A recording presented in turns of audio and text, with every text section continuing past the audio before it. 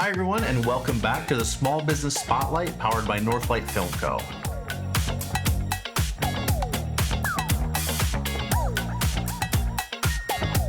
My name is Derek, and I'm your host, and we're here with Derek from Massive Customs. So, hi, thank you so much for being here. Absolutely. And welcome. So, what do you do? Tell us about yourself. Well, we do 3D design and 3D printing. We do in-house designs as well as like business-to-business type stuff. We're trying to get more into business-to-business type stuff. But our primary focus, which is in our logo, is comfort by design. Everything that we make in-house and sell under our own brand has to serve a purpose, and it has to like make somebody's life better. Everything that we make makes somebody's life better. So a lot of like 3D printing people, like a lot of people have a nephew with a printer or whatever, and they print off dragons and everything like that, and that's cool. But we like to make functional things that improve people's lives. Not to say that dragon eggs and Yoshis and stuff don't do that, but it's not really our thing. We kind of more do bespoke type specialty products. Well, it's interesting that you mentioned that, because I feel like today's kind of the era of 3D printing. There's a lot of people that have 3D printers, and so you go to craft shows and it's like 35 different 3D printing companies that make the dragons and the eggs and the like little toys. But I appreciate what you're saying, where it's things that improve. So do you have like an example of the things that you make? Yeah. So, and actually that's kind of how we started too. As a company anyway, like I used to work for the electric utility, and I had to go off on medical leave. So I had always wanted to figure out 3D printing. And so I bought 2 printers on a Black Friday sale a few years ago. And it was like a couple weeks after I had to go off on medical. So I had no clue what I was doing. I had to teach myself CAD. And then these printers were junk. So like I learned how to like basically build them from nothing, like take them apart, put them all back together, figure out how everything works, and troubleshoot everything that could possibly go wrong on these junk printers. So then I finally got a decent printer where I didn't have to worry about the printers. At the same time, I went on a GLP-1 medication. GLP-1s come in from the pharmacy like this really garbage cardboard box. And it's pretty much just meant to go from like, we'll say like Eli Lilly to the pharmacy to your fridge. And that's it. It's not meant to be durable. It's not meant to be discreet. Like I've been on Zepbound for almost 2 years. And when you go to the pharmacy, it comes in a brown bag. When you get home and put it in your fridge, it screams Zepbound. It's just everywhere on there. And so like you have anybody come over or anything, you're like, oh yeah, go grab a soda or whatever. They open the fridge, they see just like shouting at them, like Zepbound. Yeah. So then, whether you want to or not, you got to talk about it. Whether that's just like, what is that in your fridge? Or if somebody knows about it, like, why are you on a GLP-1 or whatever? A lot of people don't like talking about it. The environment's a lot more accepting now than it was, 2.5 years ago. Yeah. Just because it's become so much more popular. I think something like 1 in 5 Americans are on a GLP-1 now. So, right.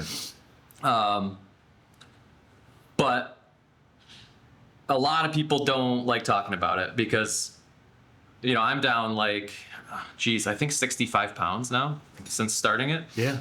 All my health markers are like perfect now, basically, except my vision and my allergies and my eczema. But right. What you can do about that? But yeah, so it's a life-changing medication, and a lot more people are realizing that. I think the stigma is coming down a lot, and also the need for discretion isn't as high as it was a few years ago. But that need for discretion generated my first like practical design, I suppose. Yeah. Which was just like a hard plastic storage case with no branding on it that just went in the fridge. And so when somebody opens the fridge, it's behind the ketchup or whatever, and nobody even knows what's in it. Right. It just looks like a white plastic box that might have some pickles in it or something, you know, like, so I posted that on Reddit and people went nuts for it. They're like, where can I get this? Yada, yada. And I was like, I just wanted to share it with like the Yeah. GLP-1 community, you know? Yeah. So I was like, dang, maybe I should sell these. I had an Etsy store where I was just kind of diddling around with it. But then I posted the case and it just like took off. And that first month or two, they sold like crazy. So I kind of realized like there's a need for that discretion. There's a need for something more durable because as the prescriptions evolved, typically people get or would get like 1 month at a time. Yeah. But now the insurance companies want to cover 3 months at a time. So you can't exactly store cardstock in your fridge for more than a week if you're going in and out of your fridge. You know what I mean? Right. Because it gets damaged and all that. And then these pens, that's what I've been saying lately. It's like, it's the most expensive thing in your fridge. Like you're just going to put it in an envelope, you know? Like, Yeah. it gets risky after week 3, week 4, when you're moving these boxes around or whatever with your leftovers and whatnot. So like, that's what started the business of Massive Customs, was that first case. Since then, it's evolved into all sorts of different like GLP-1 storage cases. Cause like I'm on Zepbound. It's a very specific pen shape and I 3D scan the pen to make custom, like custom perfect cases for it. Just so happens that Manjaro, another GLP-1, is the exact same pen. So we started selling them as, you know, Zepbound Manjaro cases. People wanted a thin design. My first design was a jar that just held 4 of them in. So I came up with a thin design that has their same 3D scan saddles in it. Then other people on GLP-1s, different GLP-1s like Ozempic and Wegovy, things like that, started messaging me like, hey, does your case work for this? I'm like, well, I don't know because I'm not on it. Feel free to mail me your pen. And I've had quite a few customers like mail me their injection pens, spent, of course, like not all their meds are out of it and whatever. So now we've got cases for Ozempic and Wegovy, and then there's like psoriasis medication that's an auto injector pen, and like all sorts of different goofy shaped pens that need long-term fridge storage that just never had anything besides like a pouch that you could get on Amazon, you know? I don't remember the name of those other medications, but like they're all different sizes and shapes, but they all basically do the same thing where like you stick it on you somewhere, you push a button, and then it puts the medicine in, you know? Yeah. Some of them are triangle shaped, some are big fat cigar looking circles, you know, like, and it's been awesome because I know every single one of those products isn't just like a piece of plastic that's going to the landfill, you know what I mean? Or like, not to say there's not a point for toys, but it's not a toy that a kid's gonna outgrow in 2 years and then end up at Goodwill or whatever, you know? Like, people actually use these things and enjoy using them to the extent that it like, probably not as much as the medicine, but it can help improve their life. Because now they're not worried about storing their medicine, like damaging their pens and whatnot. We make travel cases now too. They're TSA like okay. Oh, nice. So you can throw a pen in the hard case and throw it in your carry-on and take it through security. Because like for me that happened. We went to San Francisco, geez, probably like a month or 2 ago now. In my shot day, a lot of these medications, you pick 1 day a week and then it's weekly, right? So yeah. My shot day was Sunday.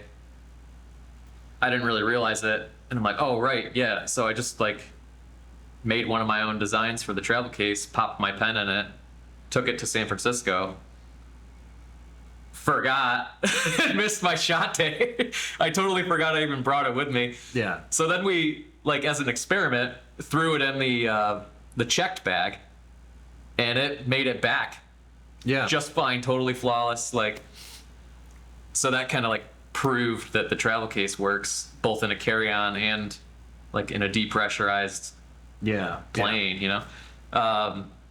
But yeah, that's what started the business, in so many words. Yeah. And then since then we've expanded into like home gym accessories, and I've been working with a few other businesses getting miscellaneous product lines launched, a few other influencers with their like fun projects. We're working with a catering company out in San Diego who found one of my designs. I don't even know how she found it, but you've seen Jurassic Park? Yeah. You know when, like, I always forget the actor's name, but he's Newman from Seinfeld, right? Okay. He like meets up with the other dude, and he has the stolen DNA, and it's in a Yeah. Barbasol can, right? So some people that are on GLP-1s get them in little vials, and they self-administer with like a traditional syringe and all that. Right. They suck it out of the vial, and then that's not for me. I don't think, even though I do stab myself with a needle, like doing it with a real one, Right. just mentally, it's like Yeah. so much Oh, yeah. different, you know? So I have a couple family members that are on the vials with the syringes, which is a more traditional, like, insulin type Yeah. setup, you know? So I made a vial case for them, posted that on Reddit. Somebody said something along the lines of like, oh, this reminds me of the Barbasol can from Jurassic Park. So it's like, that's a cool idea. Yeah. So then I made 2 kits that go inside of the Barbasol can that hold vials in it. And the second kit holds a full prescription of Zepbound and 4 syringes and 4 alcohol wipes. So it's like Wow. your whole month in the like Jurassic Park style. Yeah. Which looks goofy in your fridge. Yeah. Like, why do you got shaving cream? But like the whole point is like it's a novelty Jurassic Park thing, you know? So there's a catering company out in San Diego, and she found that somehow. Sent me an email and asked if like the design could be modified to hold condiments for an event that she's got coming up. They're doing something, it's so cool to me. She's teaming up with another influencer lady who's super silly, and I wish I remembered her name.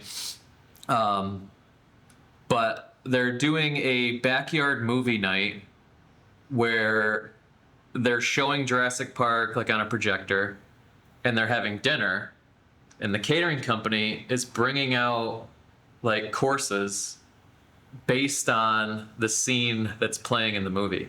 Oh, nice. So like That's cool. when he steals the can or whatever, the Barbasol can, she'll be bringing out like whatever dish with like the can. People will open it. There's 8 vials in there of soy sauce and ketchup and barbecue or that's whatever cool. to go along with whatever she made. Yeah. Yeah. So it's just like a neat thing that like I never designed it for that, you know, but like she kind of came up with the idea to use it for condiments. And I'm like, yeah, that's a really cool idea. We found a vial that works, that fits in there fine, that like would also be acceptable to dump ketchup Yeah. out of or whatever, Yeah. you know. But that's super cool too, because like whoever ends up watching that video, whoever ends up attending that event, like even though I think it's a pretty cool little thing, it's kind of silly, but like everybody that watches that, sees it, or experiences it in real life, like that's gonna be like, oh, Yeah. this is pretty cool. Yeah. No, that's awesome. And so maybe not as much as the medication improving somebody's life, to echo myself, but like it'll still have a positive impact, you know? Yeah. Well, but I still appreciate that philosophy that you have, because it's like those are still like it's still a novelty, but it's something that, you know, like events all the time, they need specific things, like it's themed, so you need something that's themed properly. So that is a really cool idea, and a great partnership. That's cool. So talking about, so we talked a little bit about how you started, but how has the business journey been going, from when you first started until now? It's been nuts. Like, Has it? it's been absolutely nuts. So I was like, I went off on medical. I taught myself CAD and I taught myself 3D printing. And then I got into it with the cases, right? So at that point in time, I had gone back to work. And then a couple months later, I actually switched jobs.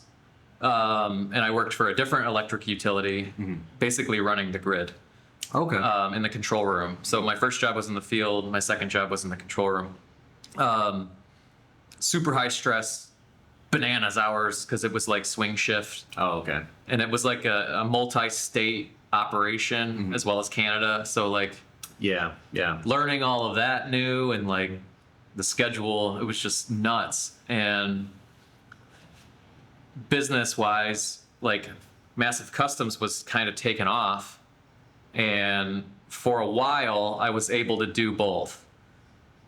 But it got to a point, semi-recently actually, right around March, April of this year, where I couldn't maintain the business, let alone grow it, Yeah. while also working these goofy hours. Because like when you're at the control desk running, the grid, excuse me, the grid, you can't look at your phone. You can't Yeah. get your own laptop out. There's zero downtime because you're always monitoring alarms and like Right. there's always 10 million things going on, So it was tough, but because the job was awesome. My bosses were awesome. Their training department was awesome. It was a fantastic company to work for. And the health insurance was amazing. So Yeah. like it was very, very tough. It's probably the hardest decision I've ever made to leave that job. But knowing that my business and specifically our products and our designs like directly impact people's lives and like every thank you note I write in every order, like that feels good to me too. Yeah. Like, yeah, electricity is important to society, but like, am I directly impacting somebody's life when I turn their power back on? Why did it go off in the first place? You know what I mean? Like, Right. so, Right. You'd really just be fixing a problem, Exactly. not necessarily improving. yeah. So I made that decision in May, and since then I've been able to dedicate 100% of my time to this. We've been able to sponsor events like the Duffy Plate Games. We're doing an in-person event. The Trenton Summer Festival on June 26th, which will be, if you came, thank you. That's our first like street fair, and we're doing a couple more street fairs in the fall, like Apple Fest, I think is one. Okay. Down in New Boston, and then there's I grew up in Monroe County. There's a really big parade. It sounds silly, but it's kind of fun. That happens at night, the first Saturday of every December, and they call it Christmas in Ida. My town had maybe 3,000 people in it, and like 100,000 plus come to this night parade for Christmas in Oh Ida. my gosh. And the town just turns into basically like a county fair. All the streets shut down, and Wow. people are partying on the street, and like it's super weird because it's the tiniest one stoplight town Yeah. that just like turns into a football game. 100,000 Yeah. people. Wow. Yeah, That's yeah. crazy. And it's at night, the parade is. So like all the floats and like the school bands that come around, they come from all over the country too for this thing, which is crazy.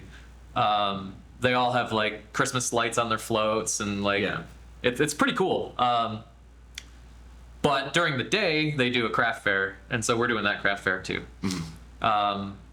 That's a whole new world to me. My partner Anna has tons of experience doing like in-person events and merchandising and all that kind of stuff. So she's been pretty much running the show on that. And for me, it's just kind of like I'm gonna sit back and like do everything that she tells me to do, and Yeah.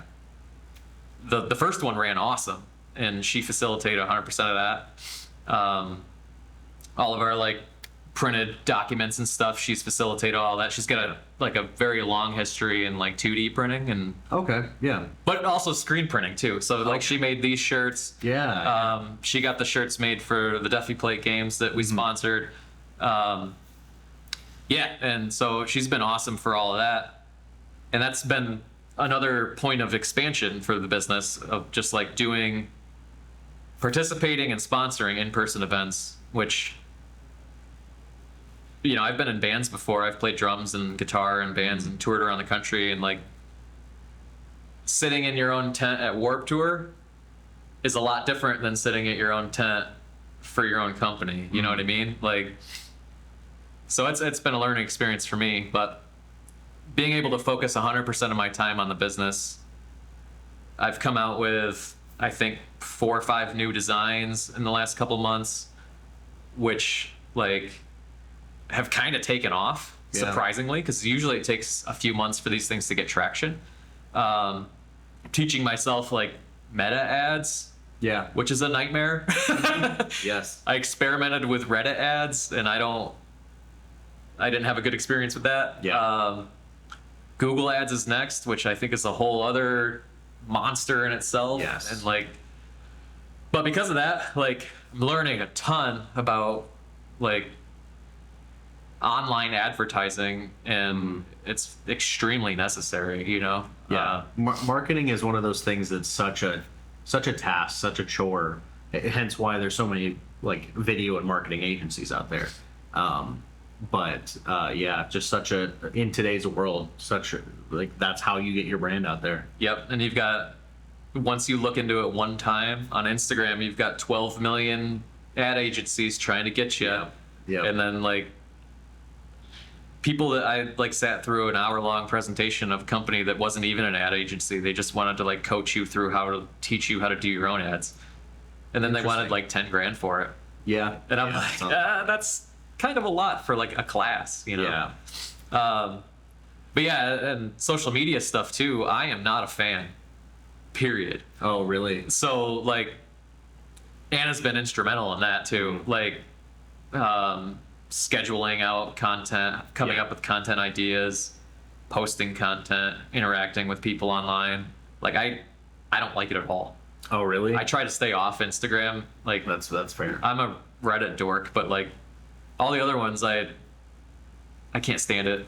Yeah. So it's awesome that she's there too, because like it's almost a necessary evil now that like Yeah.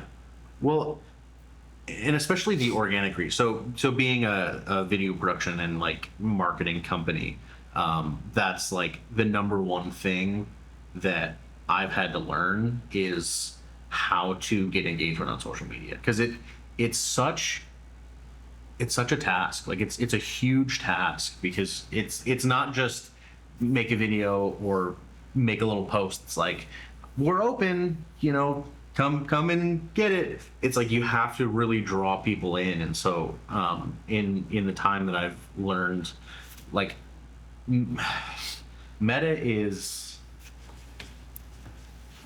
a beast. it is. And then when it comes to content calendars, like the meta is going to talk to each other. So like Facebook and Instagram, those are one things. But then if you want to post on YouTube, you want to post on TikTok, you want to put things out on Google Ads, it's all like nothing talks to each other. So you have to schedule everything on their independent things, or you could pay like way too much money to like have an integrated content calendar for everything. So yeah, social media is just one of those things. Like being in the industry, of course, I'm going to talk it up because that's what I do. But I totally understand just like absolutely hating it, because on one hand, like, yeah, it's so necessary to get your brand out there and everything. But on the other hand, it's a beast. It is absolutely. It's so much to learn. Yeah. Like Yeah. just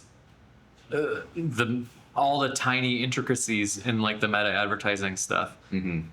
Well, they don't make it easy for you either. Yeah, that's they true could too. really make it a lot easier. And it even seems like, because I dabbled with it, I think in like January or February.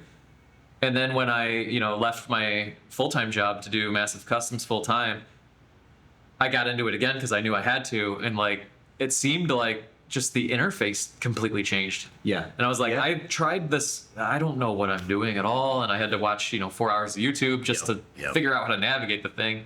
And I mean, I'm not that technologically inept, like, so like, Yeah. yeah, it's been a whole learning process. So Yeah, it's a learning curve for sure. One thing, kind of switching gears a little bit. I think it's kind of funny that you worked in a utility and then launched your own business, because that's exactly how I started.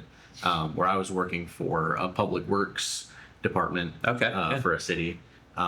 So yeah, on a similar line, like fixing things that are broken. Like when utilities go down, it's a huge headache for people. So like, yeah, fixing those things can be fulfilling. But you're right. It's just like, you're not improving people's lives. You're not. You're just bringing it back to baseline. Right. Like Yeah, exactly. They're worse off, so you bring them back to normal. Whereas like being able to do, in your case, the printing, in my case, doing video, helps people. For what we do, I love making people feel seen. I love telling people stories. I love, getting like improving people's lives, especially like business to business, improving their lives. Because I find myself, the things that people hate to do, I love doing them. Like, give it to me, I will take this off of you. So I really appreciate your philosophy in that, because that's exactly where I come from. In that, like, nobody wants to do social media or website or like make videos, and so I'm like, I'll take it. Yeah. Let me help. Let me take the stress off of you, and then that gives me something that I can base a business off of. So I love where you come from with that. And then in terms of like, what have your difficulties been? Growing a business is not easy. There's a lot. You really have to like there's a lot of self-determination. You have to really push through things. So what have been the negative aspects of the business, the hard parts?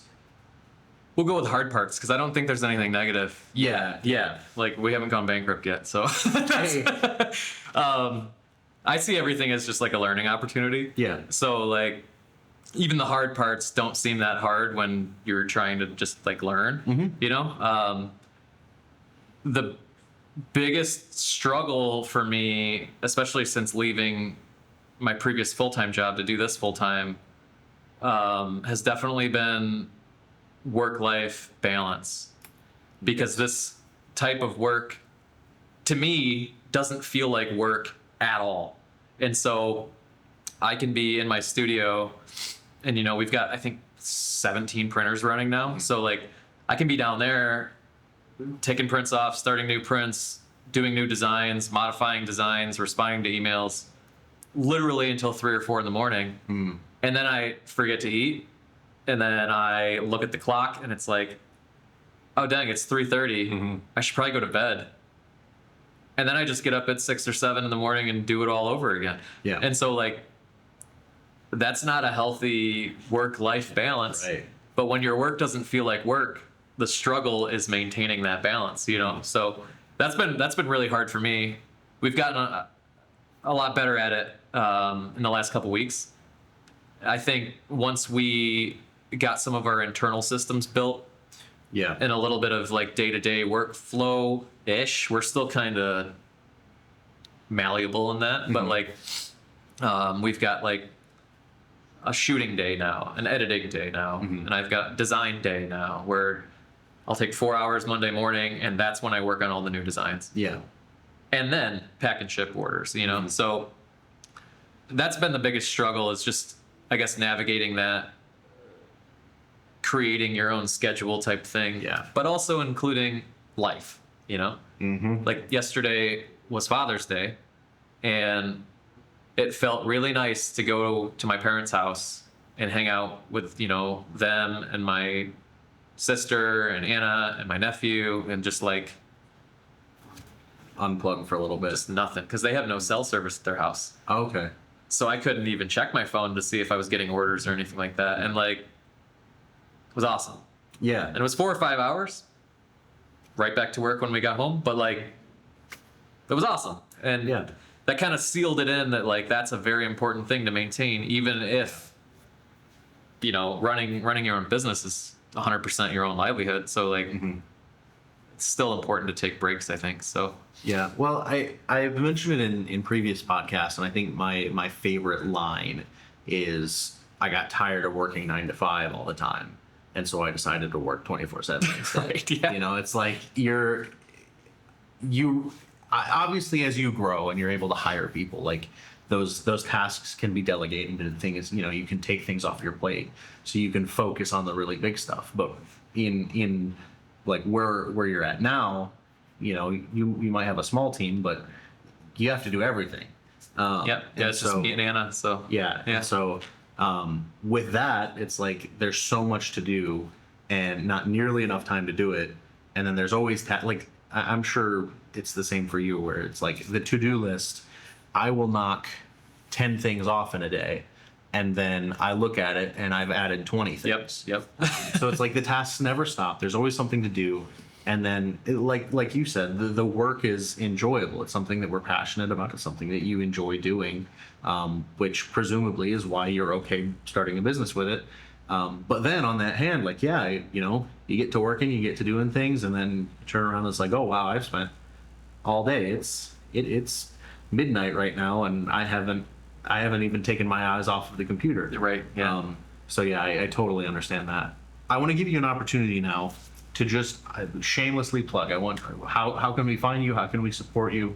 How can shout yourself out? Yeah. MassiveCustoms.com. That's the best place to find me. If you have any inquiries whatsoever, there's contact forms on there, or you can just email me, Derek@MassiveCustoms.com. I respond to every single email. I respond to every single Instagram comment.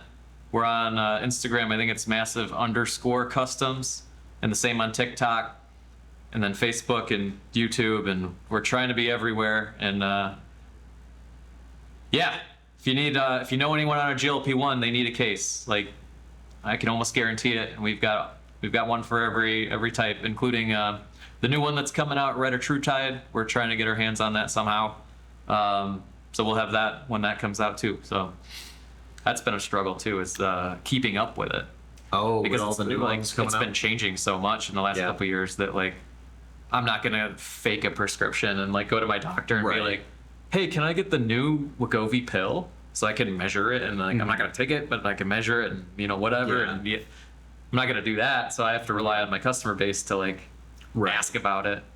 Yeah. Hey, can you send me one? I know that's weird to send Right. somebody a used needle or whatever, but thankfully people have been very accepting of it. Well, I mean, it's understandable. You have to design it somehow, and I assume people don't just have the ability to take the precise measurements that you need to design something. Yeah, and sometimes they do, but they leave things out. Right. So a lot of insulin pens they look like a Sharpie, and they'll give me all awesome measurements with digital calipers and great photos, but they'll forget the little pen cap Oh yeah. in their width measurement or whatever, and then it's I gotta send you another message. It's just so much easier to just send it to me. Yeah. And then I also have the pen so that when the prototype prints off, I can test fit it. Yeah. So I'm not shipping you something that doesn't work, the first Yeah. time. Well, and then so you spell your name Derek. That's correct. So Derek at Massive Customs. Yep. So sorry that they spelled that wrong on your birth certificate.